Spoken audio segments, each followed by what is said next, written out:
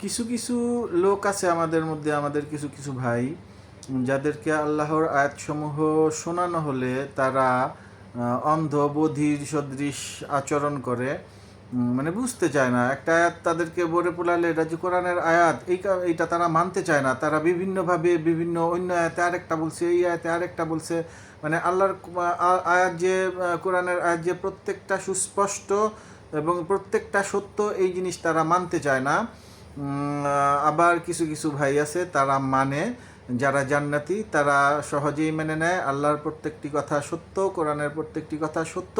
সেই সম্পর্কে আল্লাহ বলেন সূরা 25-73 নম্বর আয়াতে, যাদেরকে তাদের পালনকর্তার আয়াতসমূহ বোঝানো হলে তারা অন্ধ ও বধির সদৃশ আচরণ করে না, এবং যারা বলে যে হে আমার পালনকর্তা, আমাদের স্ত্রীদের পক্ষ থেকে এবং আমাদের সন্তানদের পক্ষ থেকে আপনি আমাদের চোখের শীতলতা দান করুন এবং মুত্তাকিদেরকে আমাদের আদর্শ স্বরূপ করুন।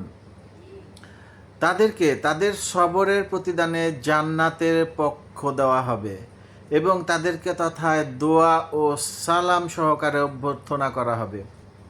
তথায় তারা চিরকাল বসবাস করবে। আবাসস্থল ও বসবাস হিসেবে কতই না উত্তম। তাইলে আল্লাহ এখানে বলেন যে কোরআনের আয়াত পরে শোনানো হলে যারা বিনা বাক্য ব্যয়ে সেই কথাগুলি মেনে নেয়, অন্ধবধির সদৃশ আচরণ করে না, তাদের কথা আল্লাহ বললেন যে আমাদেরকে সবর করতে দেন, সবরের শিক্ষা দেন, মুত্তাকিদেরকে আমাদের আদর্শ স্বরূপ করুন। আর এর বিনিময়ে এই যে তারা এই যে সবর করলো, এই সবরের বিনিময়ে কিন্তু আল্লাহ তাদেরকে জান্নাতের পক্ষ রায় দিবেন। সেই রকমই আল্লাহ কোরআনে আমাদের সাথে ওয়াদা করেছেন এবং আল্লাহর ওয়াদা সত্য। এবং আল্লাহ বলেন তথায় তারা চিরকাল অবস্থান করবে, সেখানে তাদেরকে দোয়া ও সালাম সহকারে অভিবাদন জানানো হবে। কত সম্মান আল্লাহ জান্নাতীদের জন্য সেখানে ব্যবস্থা রেখেছেন। আমরা সবাই জান্নাতে যেতে চাই। জান্নাতে যেতে চাইলে কুরআন পড়তে হবে, কোরআনের প্রত্যেকটি কথা সত্য সেইভাবে ইয়াকিন করতে হবে।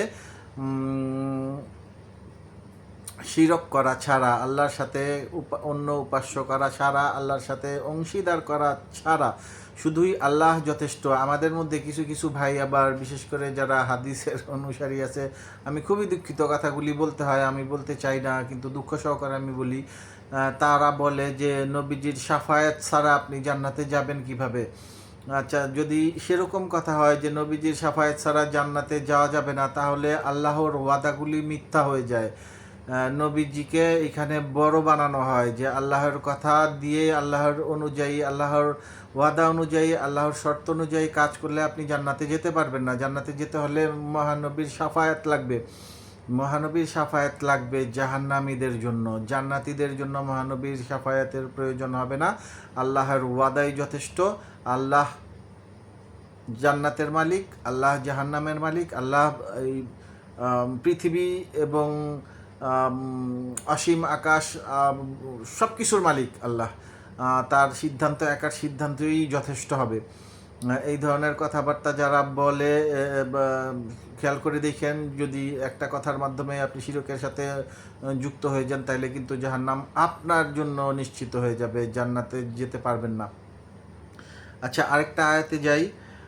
সূরা আন-নামল 27 নম্বর সূরা, 27 নম্বর সূরার 89 নম্বর আয়াতে বলেন, যে কেউ সৎকর্ম নিয়ে আসবে সে উৎকৃষ্ট প্রতিদান পাবে এবং সেদিন তারা গুরুতর অস্থিরতা থেকে নিরাপদে থাকবে।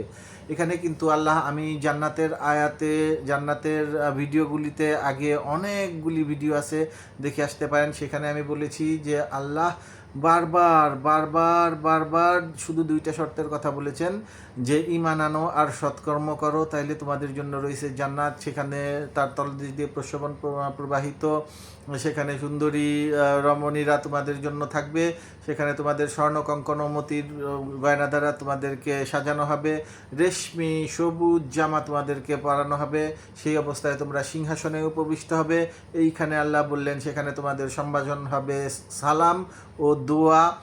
এত কিছু হয়ে যাবে শুধু ঈমান আর সৎকর্মের বিনিময়ে। এই আয়াতে কিন্তু আল্লাহ শুধু বললেন সৎকর্ম যারা নিয়ে আসবে তাদের কিন্তু কোনো ভয় আতঙ্কর তারা থাকবে না, আল্লাহ তাদের ভয় আতঙ্ক দূর করে দিবেন।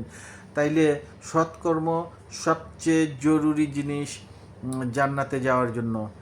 কোরআন পড়ুন, কোরআন জানুন, কোরআন আর শিখতে থাকুন, আর আমাকে দেখতে থাকুন। সাবস্ক্রাইব করুন, লাইক ট্যাগ দিয়েন। লাইক ট্যাগ দিলে একটু মানুষের কাছে ভিডিওটা বেশি ছড়ে। যদি কারো উপকার হয় আমার কথায়, কোরআন সত্য, কোরআন জানতে হবে, কোরআন শিখতে হবে যদি জান্নাতে যেতে চান। ধন্যবাদ। আসসালামু আলাইকুম।